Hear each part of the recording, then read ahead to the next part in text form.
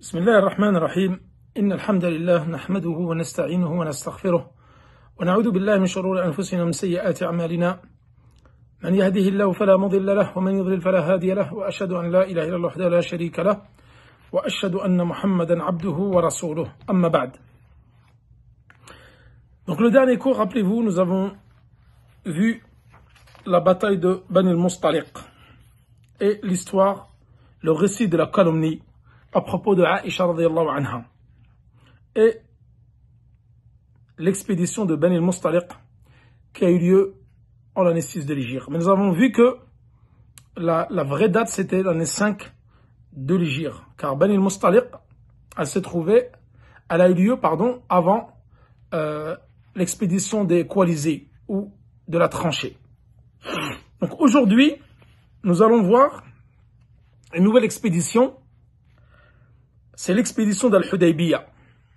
Donc, Qissatu Al-Hudaybiyah, qui a eu lieu l'année 6 de l'Hégire. Nous allons voir que là, il va rester plus que 3 expéditions, ou 4. Ensuite, ça va être presque la fin des événements concernant les expéditions. Il va rester l'expédition d'Al-Hudaybiyah, Khaybar, Fath Mecca, la conquête de Mecca, en 8. Ensuite, Hunayn, Taïf, et Tabouk. Ensuite, donc, ça sera fini avec les expéditions et nous allons voir les différents groupes, les différentes tribus qui vont venir voir le prophète sallam pour se convertir à l'islam. Donc, l'expédition d'Al-Hudaybiyah a eu lieu l'année 6 de l'Hégire, le mois de Dhul Qa'da, c'est-à-dire le même mois dans lequel nous sommes actuellement, qui fait partie des mois du pèlerinage. Et nous allons voir que pendant ce mois-ci, le prophète sallallahu alayhi wa sallam est parti Al-Hudaybiyah, qui se trouve juste à côté de Mecca, pour accomplir la Umrah. Nous l'avons déjà vu dans les cours sur le Hajj. Le prophète sallallahu alayhi wa sallam a accompli en tout et pour tout, durant toute sa vie, 4 Umrah. 4 Umrah que nous avons déjà évoquées dans les cours concernant le Hajj. Parmi les Umrah, il y a celle-ci, Umratul Hudaybiyah.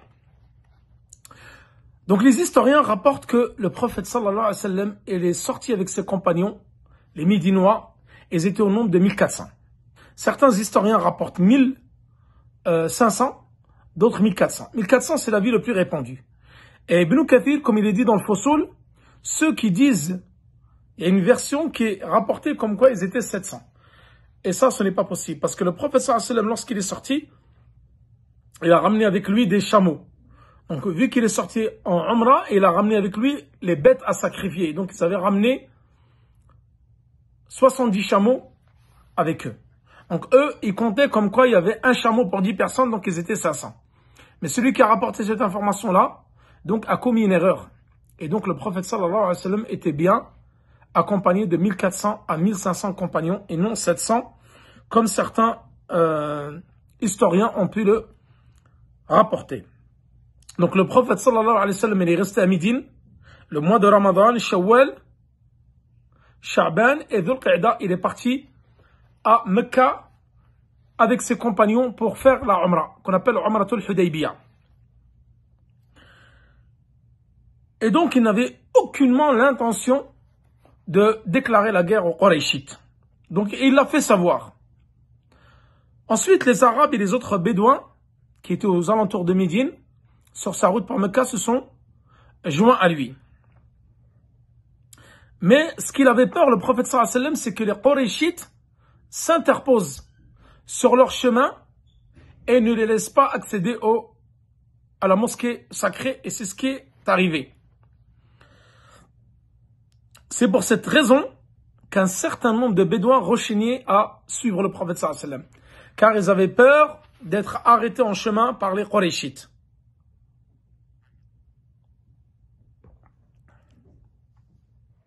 Mais malgré cela, le prophète sallallahu alayhi wa sallam a décidé de continuer sa route avec ses compagnons, le Muhajiroun ou l'Ansar, et d'arriver à Mecca coûte que coûte pour accomplir les rites de la Umrah. Et ils ont amené avec eux des bêtes pour pouvoir les sacrifier après la Umrah. Donc ils sont sortis en état de sacralisation, pour bien montrer aux Qurayshites que nous sommes venus pour accomplir une adoration qui est les rites de la Umrah et non pour vous déclarer la guerre. Car comme vous le savez, à travers tous ces événements que nous avons déjà cités dans les différents cours, les Médinois et les Qurayshites, les Mecquois étaient constamment en guerre. Constamment, ils se livraient des expéditions et la guerre. Et c'est pour ça que les Mecquois, ils ont cru que les Médinois étaient venus pour leur déclarer la guerre. Donc lorsque le prophète sallallahu alayhi wa sallam est arrivé à Usafan, qui est une contrée qui était pas très loin de Mecca, il a croisé Bishr ibn Sufyan. Donc ils ont amené avec eux 70 chameaux pour les égorger, pour les sacrifier.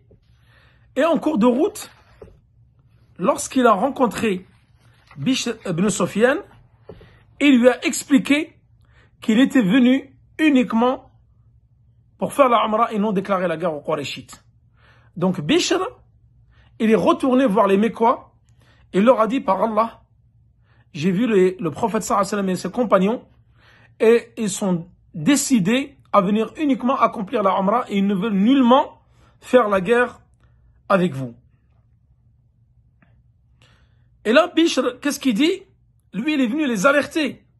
Comme quoi, lorsqu'ils ont entendu que le prophète sallallahu alayhi wa sallam, avec ses compagnons, était en route pour arriver à Mecca, il a dit, les Qurayshites ont sorti leurs chamelles et ils ont revêtu des peaux de tigre et ils sont actuellement à Dhu Tuwa. C'est proche de la Mecque. C'est-à-dire, ils viennent à votre rencontre pour leur déclarer les combats. Il a dit, là, les Qurayshites, ils ont pris l'engagement de ne pas vous laisser entrer à Mecca coûte. Khalid ibn al-Walid, comme vous le savez, avant sa conversion à l'islam, était le chef des armées Qurayshites. Et par la suite, lorsqu'il s'est converti à l'islam, il est devenu le chef des armées musulmanes. Donc lui, il était à la tête d'une cavalerie et il a pris les devants.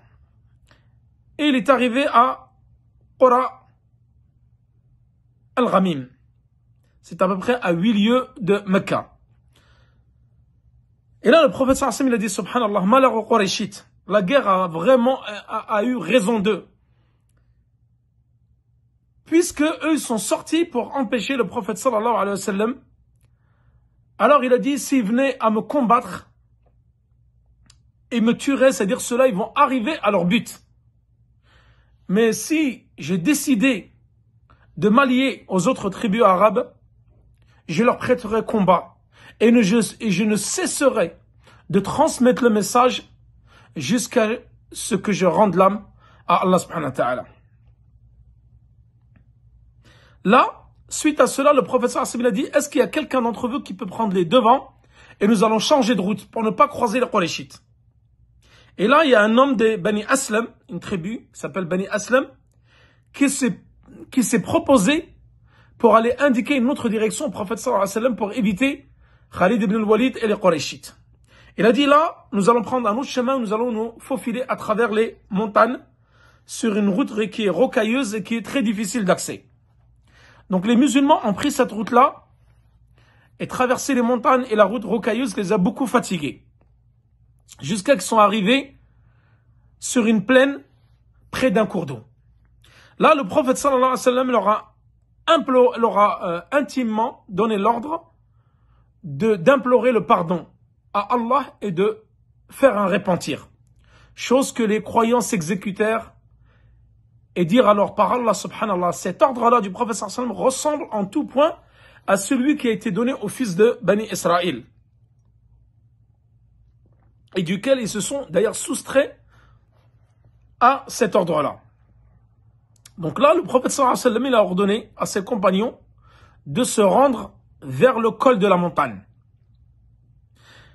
Et Khalid ibn al-Walid, il n'a pas vu les musulmans sur sa route. Mais au loin, il a vu la poussière qui s'est dégagée. Le fait que lorsqu'une armée, elle passe, avec les chevaux, les chameaux, etc., cela va dégager de la poussière qui va s'élever au ciel. Et Khalid ibn al-Walid a observé cela. Donc il a vu que les musulmans avaient changé de route. Donc il s'est empressé de retourner à Mecca pour avertir les Qurayshites. Et le prophète sallallahu alayhi wa sallam a continué à avancer donc sur sa route jusqu'à atteindre le col de la montagne qui mène vers Quraysh, donc près de Mecca, qu'on appelle la plaine de Al-Hudaybiyah. C'est pour ça qu'on l'a appelé l'expédition d'Al-Hudaybiyah.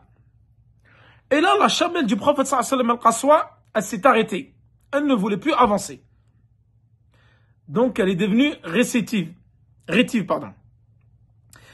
Et les compagnons ont observé cela et dit, subhanallah, que se passe-t-il? Pourquoi la chamelle du prophète sallallahu alayhi wa sallam est devenue rétive? C'est-à-dire qu'elle était réticente à avancer.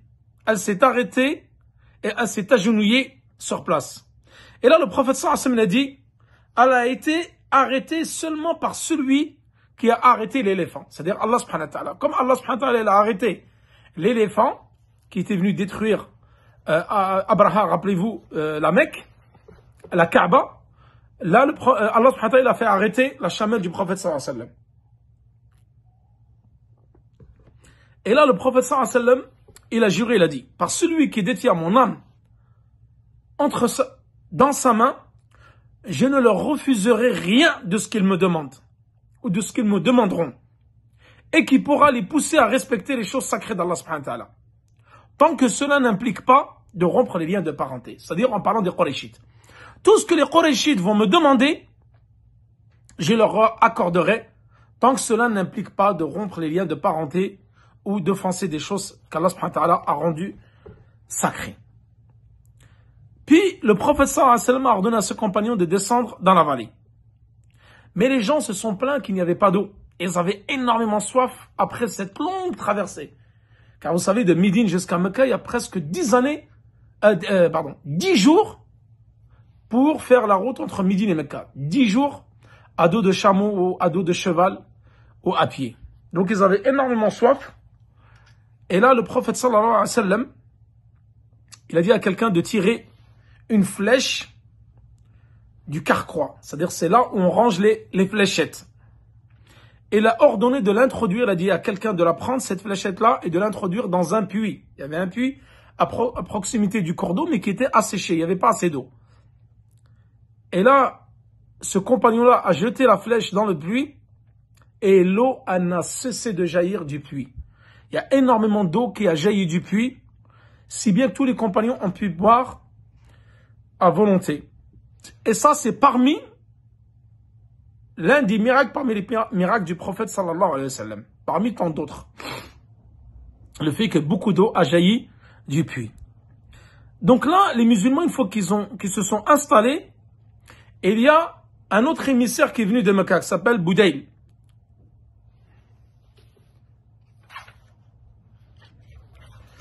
Budayl ibn Warqa, donc qui faisait partie de Khuza'a, qui est venu et qui a interrogé le prophète sallallahu alayhi wa sallam. Il est venu lui parler, lui interroger, pourquoi tu es venu ici? Donc le prophète sallallahu alayhi wa sallam, il a dit, je ne suis pas venu pour vous déclarer la guerre, je suis venu uniquement pour accomplir la Umrah. Comme il l'a dit auparavant à Bishr ibn Sufyan.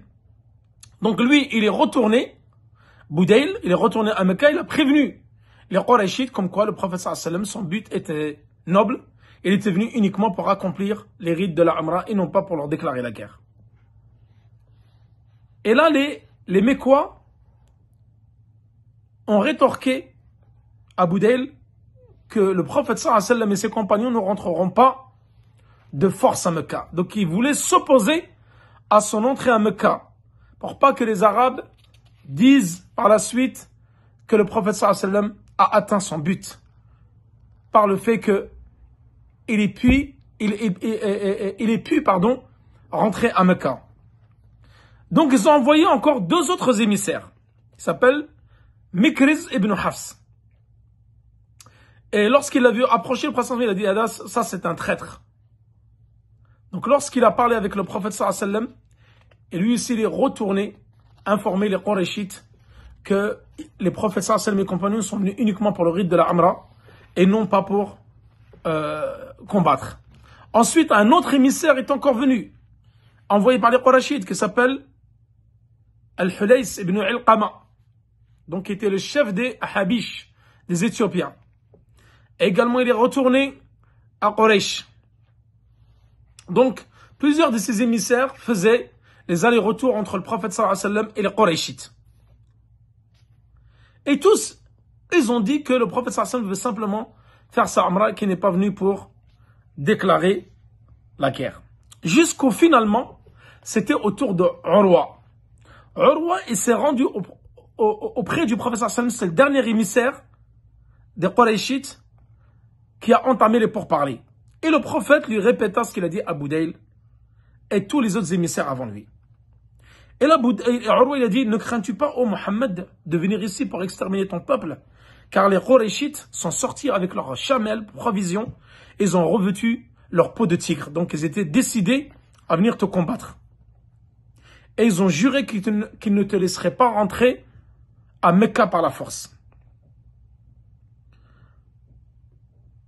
Et là, il y avait Al-Mughira ibn Shu'ba, donc qui s'était converti à l'islam, qui s'est tenu debout derrière le prophète sallallahu alayhi wa sallam. Et Urwa, pendant qu'il parlait, il touchait la barbe du prophète sallallahu alayhi wa sallam. Et Urwa lui a dit, écarte ta main. Écarte ta main de la barbe du messager d'Allah avant que tu ne puisses plus le faire. C'est-à-dire qu'il était décidé à lui couper la main. Urwa s'étonna des propos et de la dureté que Al-Mughira avait tenus à son encontre. Donc Urwa, ensuite, lorsqu'il est resté là-bas, il a observé, subhanallah, les compagnons du prophète sallallahu alayhi wa sallam, qu'à chaque fois que le prophète sallallahu alayhi wa sallam faisait les ablutions, l'eau qui tombait de ses membres, les compagnons se battaient, se jetaient pour récupérer cette eau-là parce qu'elle était bénie. Et lorsque le prophète sallallahu alayhi wa sallam, par exemple, crachait, et eux, les compagnons, ils décidaient de récupérer le crachat parce que tout ce qui tombait du prophète sallallahu alayhi wa sallam, que ce soit les ablutions, l'eau utilisée par les ablutions, les crachats, les cheveux, etc., avait une bénédiction. Ensuite, le prophète sallallahu alayhi wa sallam a dit, il a voulu envoyer Omar ibn al-Khattab. Il a dit, va voir les Qurayshites et informe-les, de notre dessein, de notre but pour lequel nous sommes venus à Mecca. Omar ibn al-Khattab, il a dit, tu connais l'animosité qu'il y a entre moi et les clans de Qurayshites. Et je n'ai pas de tribus là-bas qui peuvent me soutenir au cas où j'arriverai à Mecca, où ils risquent de me porter préjudice. Et c'est là que le prophète sallallahu alayhi wa sallam, il a décidé d'envoyer Uthman ibn Affan. Uthman ibn Affan, lorsqu'il est arrivé, donc ils l'ont accueilli, Abu Sufyan il l'a accueilli, et ils lui ont dit, tu peux venir faire les circonvallations autour de la Kaaba sans problème. Et là, il leur a dit, Uthman, je ne le ferai jamais, ou je ne le ferai pas tant que le prophète sallallahu alayhi wa sallam ne l'a pas fait. En conséquence de quoi, les Qurayshites ont retenu Uthman ibn Affan auprès d'eux. Sur ce, le prophète sallallahu alayhi wa sallam a eu une mauvaise information. Ils lui ont rapporté comme quoi Uthman ibn Affan a été tué par les Qurayshites. Suite à cela, Abu Bakr as-Siddiq, ayant appris la mort de Uthman ibn Affan, nous allons voir que c'est pas vrai, parce qu'Uthman ibn Affan est resté vivant, et même après la mort du prophète sallallahu alayhi wa sallam, c'était le troisième calife de l'islam. Alors il a dit, je vais pas tarder à leur livrer bataille. Et c'est là que le prophète sallallahu alayhi wa sallam a appelé tous ses compagnons pour leur demander, qu'on appelle plus communément le serment d'allégeance dit de Ar-Ridwan, Bay'atul Ridwan, sous l'arbre, ou Bay'atul Shajara. Là, il a réuni tous les musulmans et il leur a demandé de prêter allégeance en s'engageant à combattre à ses côtés, jusqu'à la mort. Donc l'allégeance qui a été faite par les compagnons au prophète sallallahu alayhi wa sallam sous l'arbre, donc dans la plaine de l'Hudaybiyah. C'est pour ça qu'on l'appelait l'allégeance de Ridwan, ou Bay'atul Shajara, l'allégeance de l'arbre. Tous ont prêté serment d'allégeance, sauf un, Jadd ibn Qais, donc qui avait marqué son hypocrisie et qui s'était caché derrière sa chamelle pour ne pas être vu.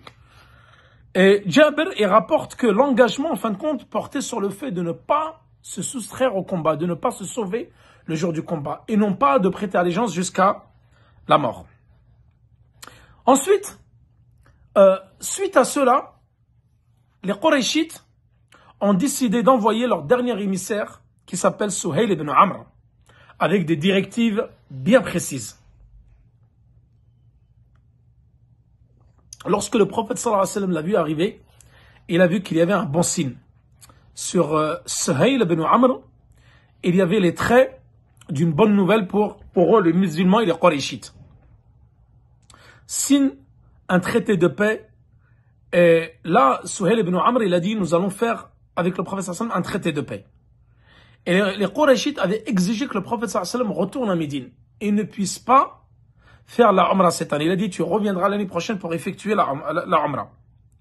Et lorsque, eux, c'est les directives qu'ils ont données à Suhail ibn Amr. Lorsque le prophète sallam l'a vu arriver, il a su qu'il était venu pour un traité de paix. Donc une fois sur place, Suhail ibn Amr, il a pris la parole, longuement. Et les négociations se sont engagées entre lui et le prophète sallallahu alayhi wa sallam. Là, il ne restait plus qu'à appeler les scribes et apposer les signatures sur le traité de l'Hudaybiyah. Omar ibn Khattab s'est ensuite rendu auprès d'Abu Bakr as-Siddiq. Il lui a dit, le messager d'Allah n'est-il pas le prophète d'Allah sallallahu alayhi wa sallam? Abu Bakr lui a répondu, bien sûr que si. Il a dit, l'islam, notre cause n'est-elle pas juste et celle des ennemis, elle est injuste? Abu Bakr lui a répondu, acquiescé, bien sûr que oui. Alors pourquoi nous rabaisser ainsi devant Suhail ibn Amr et devant les Qurayshites? Abu Bakr il a répondu, ô Omar, le prophète sallallahu alayhi wa sallam est bien le messager d'Allah. Et il ne désobéira jamais à son Seigneur, qui va lui accorder la victoire. Donc soumets-toi à lui, car par Allah, il est sur la voie de la vérité. Omar ibn Khattab est ensuite allé voir le prophète sallallahu alayhi wa sallam et lui a posé les mêmes questions qu'Abu Bakr. N'es-tu pas le prophète d'Allah subhanahu wa ta'ala? Il lui a dit si. Notre cause n'est-elle pas juste et celle des Qurayshites injuste? Il lui a dit oui. Alors pourquoi nous rabaisser en ce qui concerne notre religion, le messager d'Allah? Il dit, je suis le messager d'Allah. Et je ne lui désobéirai jamais. Et Allah va m'accorder la victoire. Car Allah subhanahu wa ta'ala, il a donné des signes au prophète sallallahu alayhi wa sallam qu'à partir de Sulh al-Hudaybiyah, cela allait annoncer la conquête de Mecca et la victoire sur les Qurayshites par la suite. Suhail ibn Amr, là il a dit, nous allons rédiger le traité de paix. Donc le prophète sallallahu alayhi wa sallam a appelé Ali, parce que le prophète sallallahu alayhi wa sallam n'écrivait pas. Il a dit à Ali, écris Bismillah ar-Rahman ar-Rahim, au nom d'Allah, le tout miséricordieux, le très miséricordieux. Suhail ibn Amr, il a omis une objection. Il a dit, par Allah, je ne sais pas ce qu'est Rahman. Écris plutôt en ton nom, ô Allah. Comme nous l'écrivions auparavant. Les musulmans, donc, ils étaient tous étonnés. Il a dit, par Allah, nous n'écrirons que Bismillah ar-Rahman ar-Rahim. Comme dans toute lettre, toute missive, tout livre, tout traité de paix. Et là, le prophète sallallahu alayhi wa sallam, il a dit, écris à Ali en ton nom, ô Allah. C'est-à-dire qu'il a donné raison à Suhail ibn Amr. Ensuite, il a dicté, il a dit, telle est la décision qu'a pris le messager d'Allah subhanahu wa ta'ala. Suhail objecta de nouveau. Il a dit, par Allah, si nous avions pensé que tu es le messager d'Allah, ne t'aurions pas empêché de rentrer ou de te rendre à la Mecque. Et ne t'aurions pas combattu. Écris plutôt Mohammed fils de Abdillah. Il n'a pas voulu, Suhail n'a pas voulu que le prophète sallallahu alayhi wa sallam écrive le messager d'Allah. Donc le messager d'Allah a dit à Ali ibn Abi Talib, écris Mohammed fils de Abdillah. C'est-à-dire qu'il a suivi les directives de Suhail ibn Amr pour la deuxième fois. Et là, il a dit, voici les clauses du traité. Mohammed ibn Abdillah et Suhail ibn Amr, ils ont dit, donc le traité va porter sur une trêve de 10 ans entre les deux parties, les Qurayshites et les Médinois. Ils s'engagent à ne plus faire la guerre. Et chacun va jouir donc de la sécurité et personne ne devra transgresser les règles ni attaquer l'autre. Et là, il a dit, Suhail ibn Amr, toute personne de Quraysh se rendant chez les musulmans, par exemple, s'il se convertit à l'islam et se rend chez les musulmans, sans l'autorisation de son tuteur, il devra être reconduit à la Mecque. Par contre, si toute personne de Médine sera à la Mecque, par exemple quelqu'un qui a apostasié, quelqu'un qui a quitté les musulmans pour aller se réfugier vers les Mécois, alors les Mécois ne devront pas le rendre aux musulmans. Donc c'était un traité qui était inéquitable. Et les musulmans objectèrent. Et ils étaient vraiment étonnés des conditions que Suhail a imposées au prophète sallallahu alayhi wa sallam. Mais le prophète sallallahu alayhi wa sallam savait ce qu'il faisait.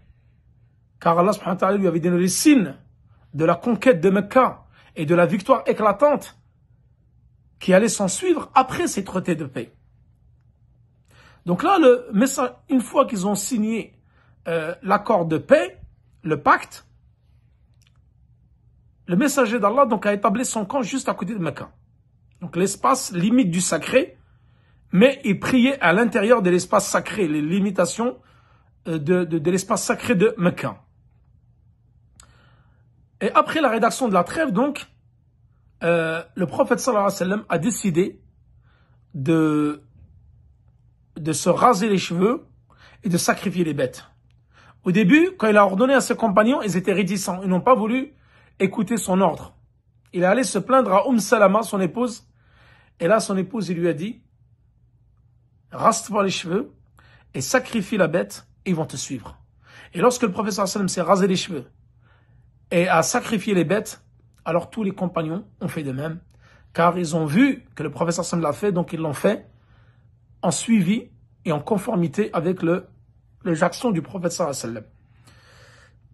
Le prophète, Allah subhanahu wa ta'ala, suite à cela, donc le prophète sallallahu alayhi wa sallam, il a repris le chemin vers Médine. Et sur la route, il y a des versets qui furent révélés. Donc pour annoncer la victoire de la conquête de Mecca par les musulmans. Il a dit, Allah subhanahu wa ta'ala dit, nous t'avons en vérité accordé une victoire éclatante, afin qu'Allah te pardonne tes péchés, passés et futurs, te comble de ses bienfaits, te maintienne à jamais sur le droit chemin. Donc une victoire éclatante suite au traité de l'Hudaybiyah qu'il a signé avec les Qurayshites. Puis, les événements qu'Allah fit voir en rêve à son messager se réaliseront certainement. Vous entrerez en toute sécurité dans la mosquée sacrée par la volonté d'Allah, tête rasée ou cheveux coupés sans être inquiétés. Il savait que c'était dans votre intérêt de différer d'une année ou d'un an votre entrée à Mecca, alors que vous l'ignorez. Et il vous a accordé avant cela une première victoire.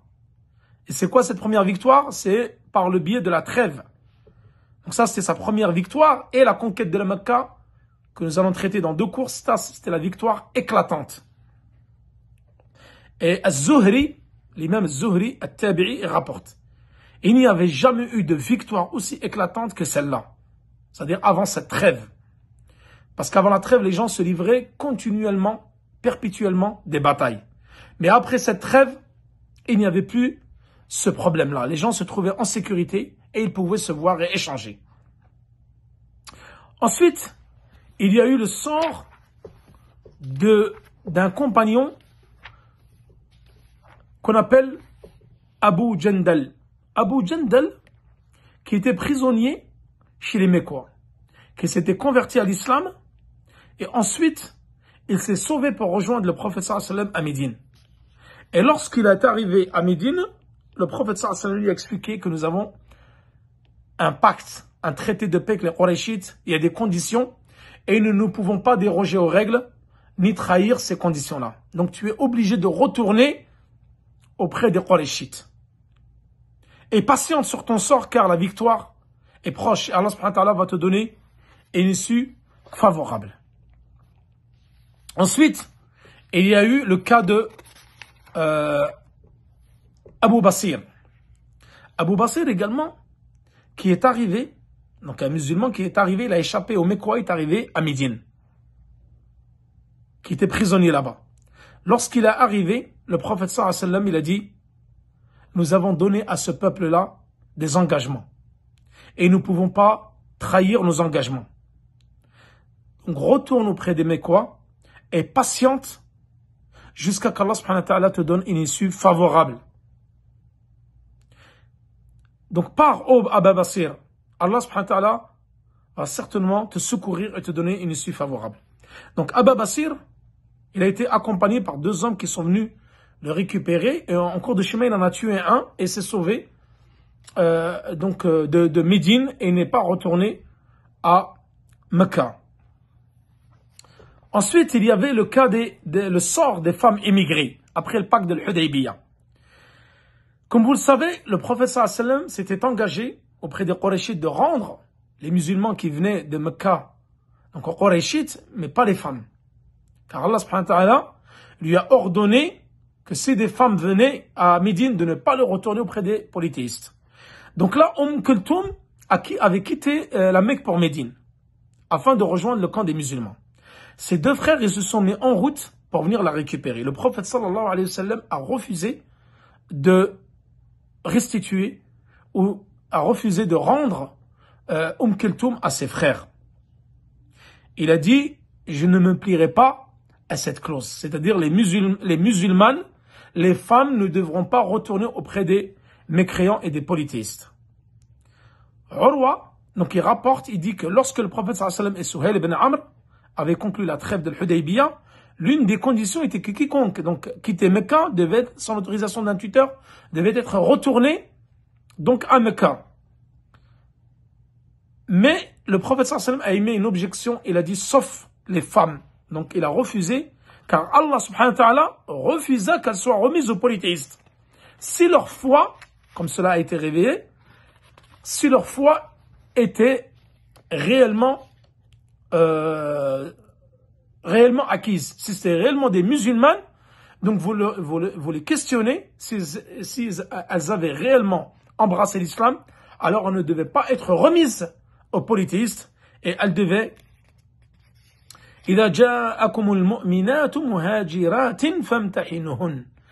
lorsque les femmes elles viennent à vous, elles émigrent de Mecca à Médine, donc testez-les, testez leur foi si elles sont véritablement musulmanes, et dans ce cas-là vous ne devez pas les retourner ni les renvoyer auprès des Qurayshites. Ensuite, donc il a dit, tel est le jugement d'Allah par lequel il statue entre vous. C'est-à-dire que le prophète sallallahu alayhi wa sallam rendait uniquement les hommes qui venaient, par exemple, de Mecca à Médine, comme cela était pris comme engagement dans le pacte de l'Hudaybiyah, le traité de paix. Par contre, les femmes, elles restaient à Médine et ne retournaient pas auprès des polythéistes.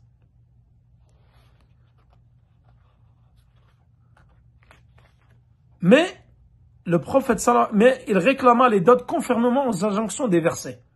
C'est-à-dire, si les femmes, elles quittaient Mecca pour arriver à Médine, et leurs maris, donc polythéistes, réclamaient leurs dots, on devait leur restituer. Et le cas inverse était également vrai.